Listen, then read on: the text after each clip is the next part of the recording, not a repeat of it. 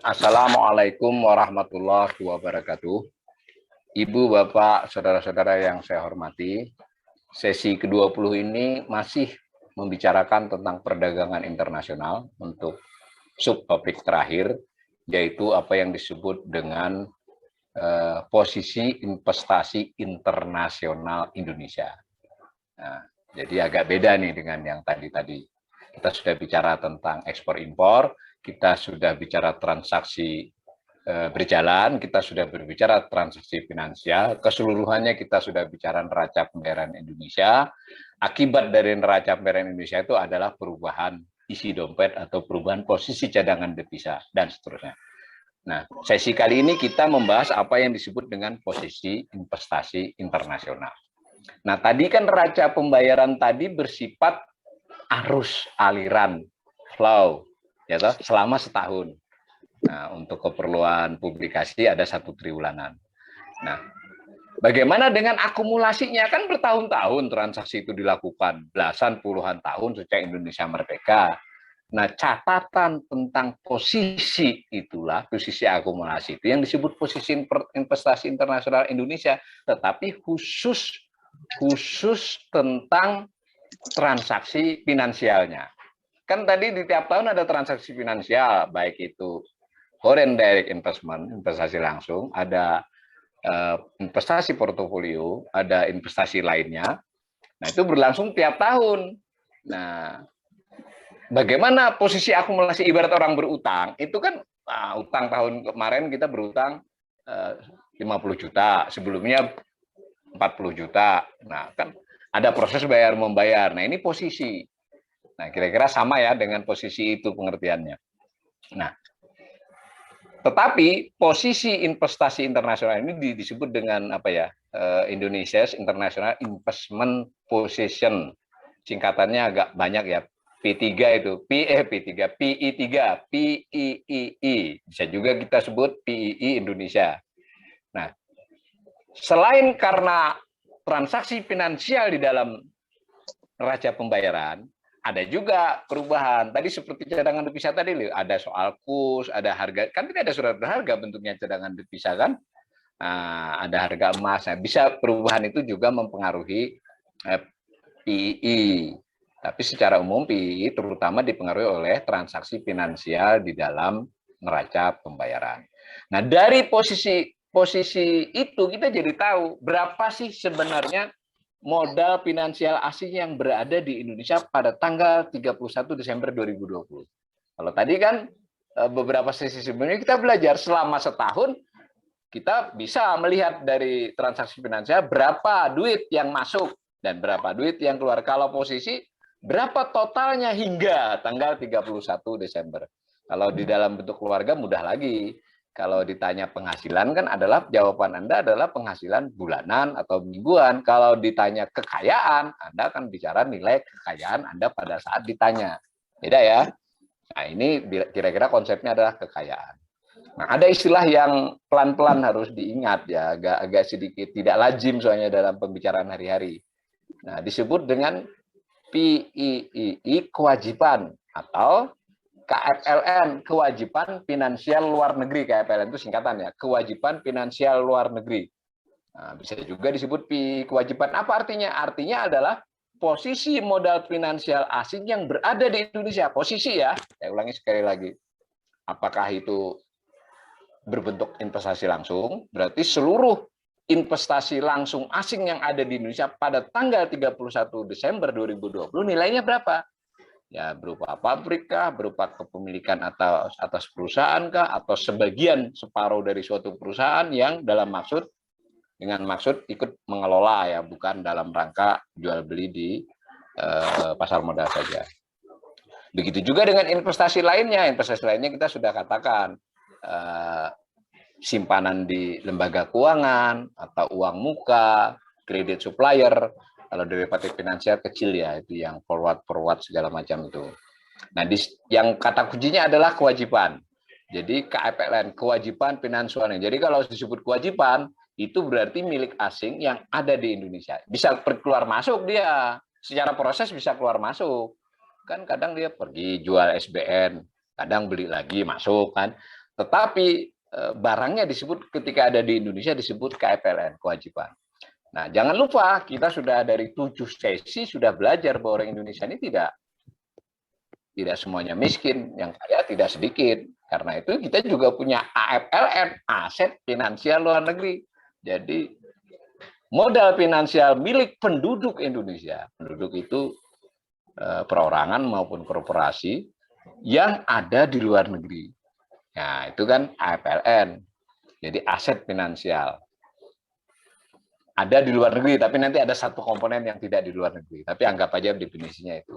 Nah, jadi kan sama dengan kewajiban tadi, orang Indonesia juga investasi langsung, juga investasi portofolio, juga investasi lainnya. Tetapi dalam pencatatan Bank Indonesia, nah PI ini juga Bank Indonesia sama dengan neraca pembayaran, juga diumumkan tiap 3 bulan, tapi lebih terlambat ya. Kalau sekarang kita sudah dapat data terkini neraca pembayaran triwulan 2, tapi yang PI masih triwulan 1, jadi agak rumit memang pencatatannya mungkin, sehingga bisa selisih 5-6 bulan dari jadwal yang dinyatakan. Jadi itu dinyatakan Maret, pengumumannya bisa sampai sekarang posisi baru sampai posisi Maret yang dinyatakan oleh neraca pembayaran. Kalau dia nyatakan PI, sementara neraca pembayaran sudah yang posisi sampai 30 Juni. Nah, membandingkan antara tadi KFLN, jadi modal asing yang di Indonesia, dengan AFLN, modal Indonesia yang di luar, kecuali, nah AFLN ini selain modal orang Indonesia yang di luar, ditambah dengan cadangan devisa yang kita diskusikan di sesi sebelumnya. Karena dia kan dianggap aset itu. Jadi aset finansial itu terdiri dari 2. Posisi modal finansial milik penduduk Indonesia di luar negeri ditambah dengan cadangan devisa yang tadi kita diskusikan di sesi sebelumnya, yang di bawah kendali Bank Indonesia. Nah, selisih dari total KFLN dan AFLN ini, kewajiban dan aset ini, pada tanggal tertentu, 31 Desember 2020 misalnya, nah, otomatis juga bisa 31 Maret 2021, nanti bisa 30 Juni 2021. Hanya tanggal-tanggal itu adanya, nggak bulanan. Nah, kalau cadangan devisa bulanan, jadi kita tidak punya PI neto Februari 2021, nggak ada catatannya. 3 bulan. Nah, maka mari kita lihat barangnya untuk tahun 2020, catatannya. Nah, posisi 31 Desember 2020 itu terdiri dari, nah, yang A aset, yang B kewajiban. Aset itu ya tadi bisa disebut aset finansial luar negeri, AFLN. Kewajiban bisa disebut kewajiban finansial luar negeri.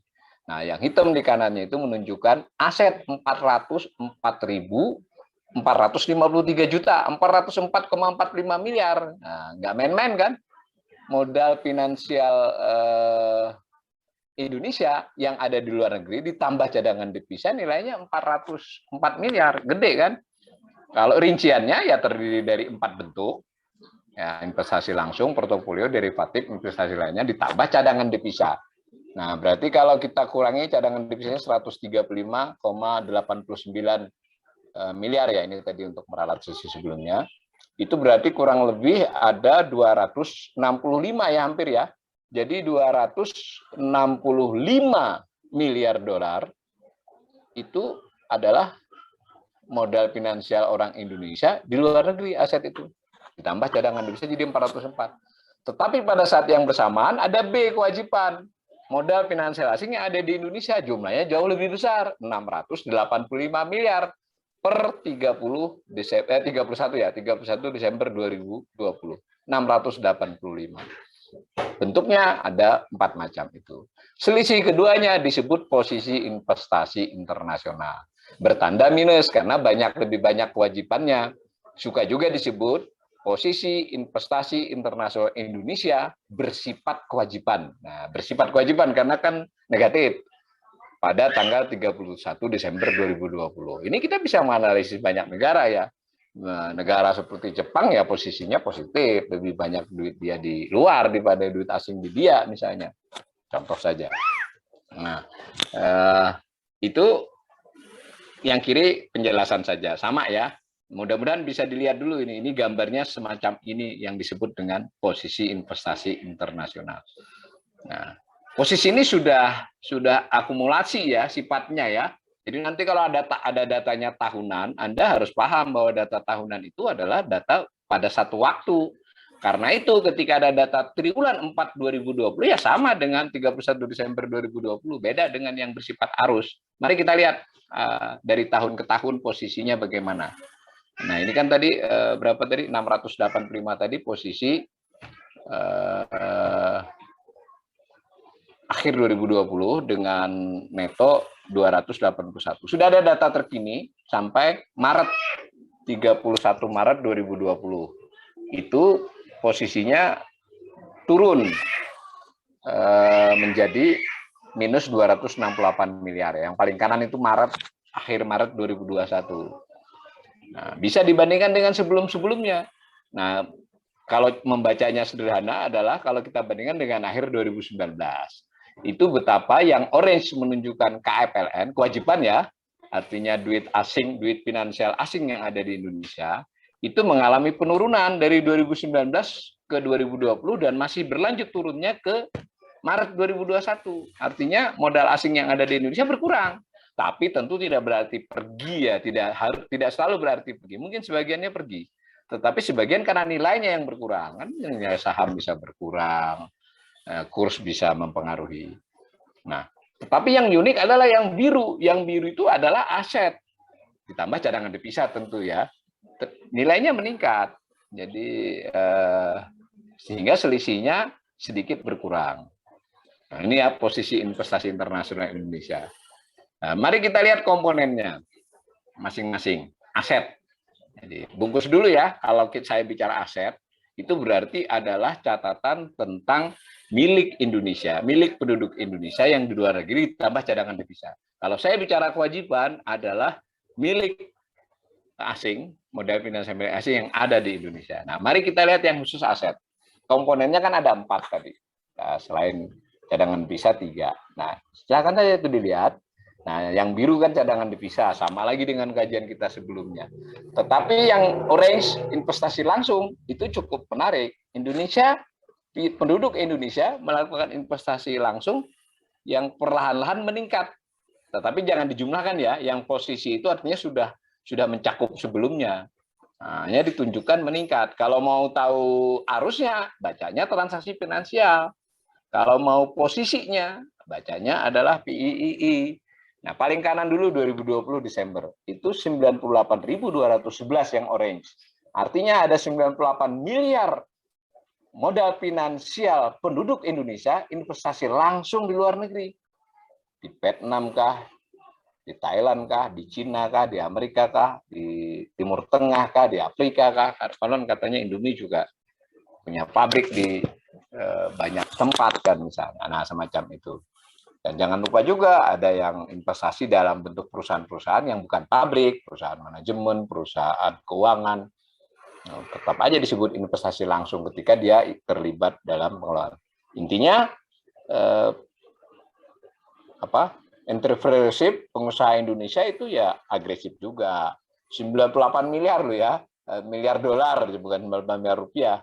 Nah, investasi portofolio kita tidak terlalu agresif, tapi cukup. Nah, posisinya di tahun 2020 22,96 miliar, 22.957 juta. Meningkat, jadi pandemi itu tidak mengurangi antusiasme penduduk Indonesia investasi langsung dolar dan tetap membeli surat berharga, obligasi, surat utang maupun saham di luar negeri. Jadi biar pemerintah mau jual SBN juga mereka tetap atur portofolionya, tetap beli yang asing.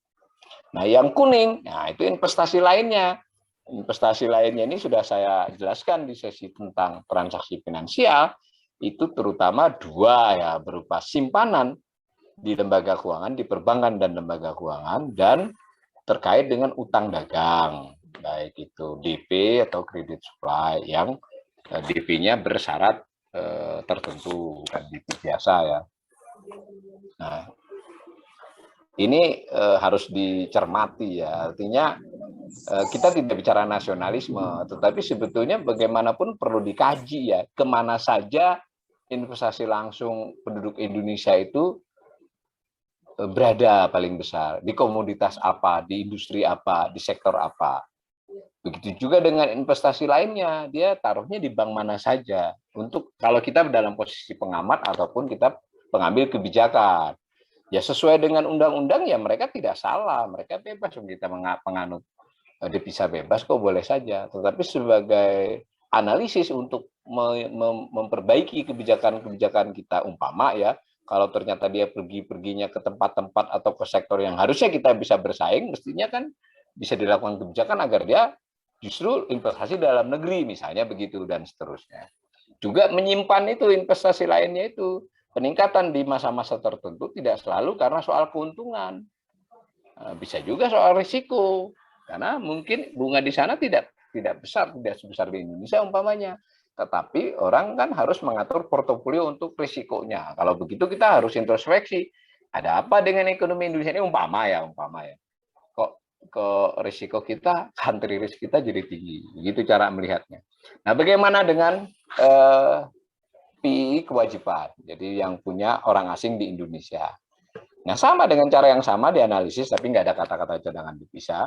Yang orange menunjukkan investasi langsung, yang abu-abu menunjukkan investasi portofolio, yang kuning investasi lainnya.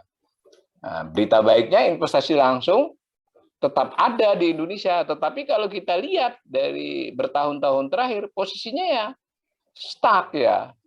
Ya fluktuasi tapi tidak banyak, yang orange ya. Di 250 memang masih lebih baik dari 2019. Artinya arus masuk investasi asing ke Indonesia itu tetap, tetapi kan juga ada neto keluarnya akibat memang sudah menjual dan sebagainya, maka secara keseluruhan tidak banyak peningkatan sebetulnya posisi investasi asing di Indonesia. Meningkat tapi tidak terus-menerus. Nah, investasi portofolio lah yang lebih dinamis, yang abu-abu, perhatikan.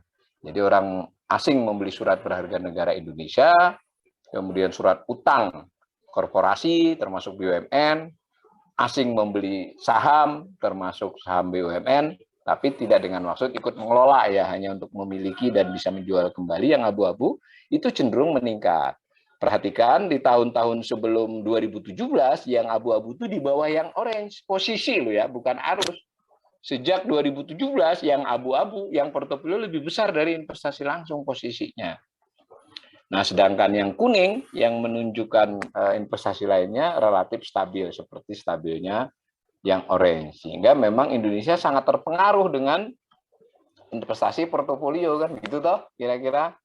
Nah, keseluruhan dari tiga-tiganya adalah disebut kewajiban finansial luar negeri yang ditunjukkan oleh garis biru di atas. Sedikit menurun tahun 2020 dibandingkan akhir 2019.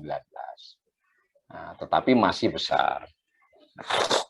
Kita juga bisa melakukan analisis atas masing-masing tadi. Investasi langsung bagaimana? Nah, ini agak cepat saja kita lihatnya.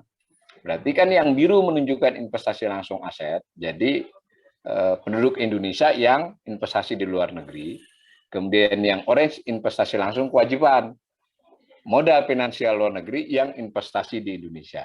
Nah, posisi netonya abu-abu. Jadi kalau dilihat sisi ini, itu tetap lebih banyak asing masuk ke Indonesia. Tetapi kalau dilihat trennya kan menarik.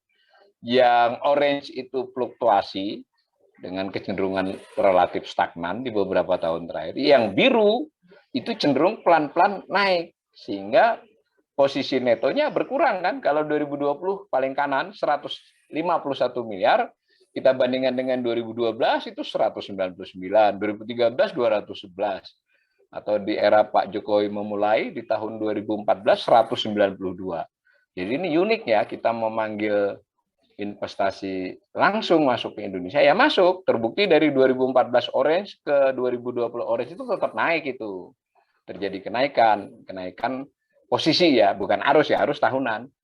Tetapi di saat yang bersamaan yang biru keluarnya meningkat, sehingga selisihnya menurun. Jadi kita panggil pihak asing masuk ke sini, pihak Indonesia berbes pergi keluar. Tentu ini bukan salah dan benar, harus didetailnya di mana. Mereka apa gitu loh, ya di sektor apa, di negara mana, perlu dianalisis. Kebijakannya mestinya seperti apa. Kenapa kita bisa-bisa memanggil investasi asing sementara tidak mengelola potensi orang kaya Indonesia, perusahaan Indonesia, misal begitu.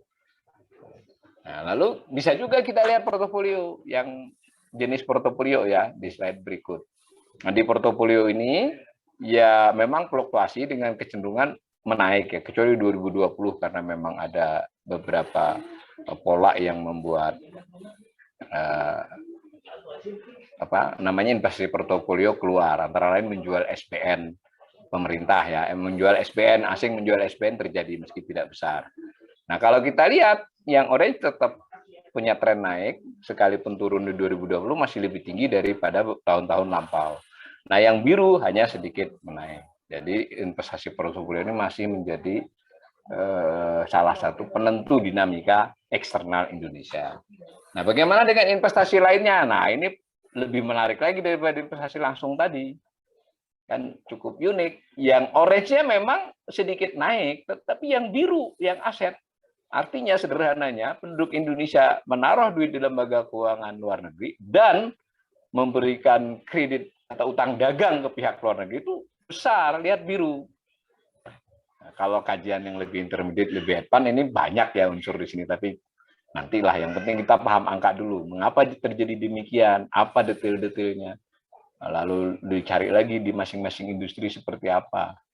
Nah, banyak hal ya. Intinya ketahanan eksternal kita ini memang masih memerlukan kajian. Tidak bisa hanya dengan pengumuman cadangan devisa sekian cukup untuk memenuhi impor dan pelunasan utang luar negeri sekian bulan. Stabil. Nah, kalau yang dilihat begini-begininya ada banyak hal yang bisa sewaktu-waktu menimbulkan kerapuhan. Memang belum rapuh dan tidak rawan dalam indikator terkini. Tetapi ibarat orang dia mungkin punya komorbid yang sewaktu-waktu bisa keluar, dan komorbid itu mungkin tidak berbahaya kalau nggak kena COVID. Nah, begitu ya, sehingga bisa mengagetkan. Nah, salah satunya adalah ini. Investasi lainnya penduduk Indonesia di luar negeri itu meningkat, sehingga selisih dari investasi ini, meski masih banyak orang luar negeri yang naruh duit di sini dalam bentuk investasi lainnya, tetapi nilainya sudah makin kecil, tinggal 28 miliar. Dan jangan lupa, pihak asing itu bisa pergi, sementara pihak Indonesia yang di luar negeri belum tentu mau kita panggil. Urusannya kan adalah untung rugi, dan secara hukum mereka tidak wajib kembali. Makanya ada teks amnesti segala biar pada kembali, tapi itu kan tetap terserah yang bersangkutan. Ada cara lain juga yang dipakai, yang bisa dipakai, tapi ini hipotetis ya, di slide berikut. Sekedar untuk menggambarkan bahwa ketahanan eksternal kita ini ya tidak buruk, tapi juga tidak bisa dikatakan kuat gitu. Tidak baik juga sebetulnya, tidak terlalu kuat. Jadi saya cenderung begitu. Beberapa indikator kelihatan bagus, tetapi ada penyakit-penyakit bawaan yang bisa sewaktu-waktu meledak. Nah itu tadi kita kan tadi 3 macam tuh, ada investasi langsung, portofolio, investasi lainnya. Nah yang milik asing secara teoritis mudah keluar masuk adalah portofolio dan investasi lainnya kan. Kalau dia berbentuk pabrik, berbentuk kepemilikan perusahaan kan tidak mudah pergi. Begitu juga dengan kalau kita di luar negeri investasi langsung, tidak mudah kita tutup pabrik kan, butuh tahunan. Tetapi kalau Anda membeli surat berharga, misalnya Thailand, atau orang Thailand membeli, atau orang Amerika dan Thailand membeli surat berharga pemerintah, itu lebih secara teoritis lebih mudah untuk dijual. Kan? Begitu juga dengan investasi lainnya, ya tabungan, simpanan kan mudah ditarik, lebih mudah di keluar masuk. Nah, maka ini menunjukkan level kerentanan. Tentu tidak berarti buruk ya, maksudnya ya potensi ada. Kalau kita di situnya nggak kuat kan, tiba-tiba country risk itu adalah risiko negara. Jadi umpama pihak asing, pihak internasional, lembaga rating menilai Indonesia ini mulai tidak kondusif, fiskalnya kedodoran, moneternya mulai terganggu, politiknya tidak stabil, ini umpama ya, maka yang akan bisa cepat pergi adalah investasi portofolio dan investasi lainnya. Makanya dikenal istilah sudden reversal. Kenapa sudden reversal? Pertama, karena dia terjadi secara mendadak. Kedua, kecenderungan Indonesia kan tadi masuk. Nah, ketika sewaktu-waktu mendadak keluar dalam sebulan, 2 bulan disebut sudden reversal, dan itu pengaruhnya besar kepada cadangan devisa dan kepada nilai rupiah. Hampir terjadi di Maret 2020. Ada keluar tapi tidak terlampau besar sehingga hanya mendorong rupiah menjadi berapa kemarin 15.500, terus pelan-pelan kembali lagi menguat. Itu sinyal bahwa bagaimana kalau yang terjadi luar biasa seperti pertengahan 97. Nah, cara melihatnya adalah ini, potensi. Tentu potensi itu tidak berarti akan terjadi ya. Kalau kita lihat paling kanan, sekalipun sudah berkurang, ada 435 miliar dari tadi 685 yang berbentuk portofolio dan investasi lainnya itu 435. Sementara kita punya cadangan devisa cuma 135. Make sense ya? Nah, ini adalah satu hal yang juga harus dipertimbangkan oleh pengambil kebijakan. Nah, sebagai penutup, saya ulangi dari sesi ini dan mungkin sedikit tersinggung sesi-sesi sebelumnya, maka catatan akumulasi dari arus masuk dan keluar modal finansial pada tanggal tertentu tampak pada posisi investasi internasional ya. Jadi kalau PII Indonesia. Nah, posisi investasi internasional Indonesia akhir tahun 2020 itu minus 281 miliar. Bersifat kewajiban artinya duit finansial asing yang ada di Indonesia lebih besar daripada punya Indonesia yang berada di luar negeri. Nah, posisi KPLN-nya sebesar 685. Tadi sudah diskusikan, yang relatif mudah keluar masuk tadi 435 miliar. Tetapi aset kita juga tercatat 404. Pihak Indonesia berinvestasi di luar ditambah cadangan devisa. Cuma kan pihak investasi Indonesia yang di luar itu belum tentu mau dipanggil ketika asing keluar kan. Ya, nggak sepenuhnya bisa. Yang jelas dalam kontrol Bank Indonesia adalah cadangan devisa. Nah, dan seterusnya. Sehingga secara tingkat ketahanan eksternal, Indonesia ini tetap sebuah perekonomian yang rentan terhadap sudden reversal. Kalau kita semacam Jepang begitu ya nggak rentan, dia duitnya banyak, asetnya dia dibandingkan orang asing sedikit di tempat dia, gitu loh. Jadi kalau menganalisis membandingkan negara dan negara itu memang banyak variabel. Boleh saja membandingkan utangnya, tapi juga ini dibandingkan juga dong. Tidak hanya utang pemerintah, tapi utang luar negerinya juga. Nah, semacam itu. Dan jangan lupa, kita ini memang agak dilematis ya. Di satu sisi kita butuh investasi asing masuk, terutama dalam penanaman modal asing. Tetapi ketika dia masuk, dia akan memberi beban kepada, ingat kajian kita sebelumnya, neraca pendapatan primer. Kan nggak ada gratis, kita harus bayar keuntungan dan kita harus bayar bunga. Karena itu saya termasuk orang yang mengingatkan bahwa neraca pendapatan primer Indonesia ini beberapa tahun terakhir ini sedikit menekan ya, dan makin menekan di masa mendatang. Karena itu cadangan devisa tidak cukup hanya dilihat dari soal kebutuhan impor. Mumpung lagi hangat ya, silakan baca koran ada pengumuman cadangan devisa, bagaimana dinyatakan cadangan devisa itu oleh Bank Indonesia. Ya tidak salah, tetapi ya otoritas kita punya kecenderungan selalu membicarakan berita baik, jarang mau bicara risiko. Kalau untuk dikatakan tidak pernah, ya kalau mungkin kita sewaktu-waktu melihat pengumuman otoritas asing di negara-negara lebih maju, ya tidak juga, memang harus persuasi, dia harus menimbulkan optimisme, tetapi tetap mengutarakan beberapa faktor risiko. Kalau tidak demikian malah jadi kesannya berlebihan gitu ya. Tapi ya ini kan kita sambil belajar sambil mengamati. Begitu, mudah-mudahan yang saya sampaikan ini ada manfaatnya. Assalamualaikum warahmatullahi wabarakatuh.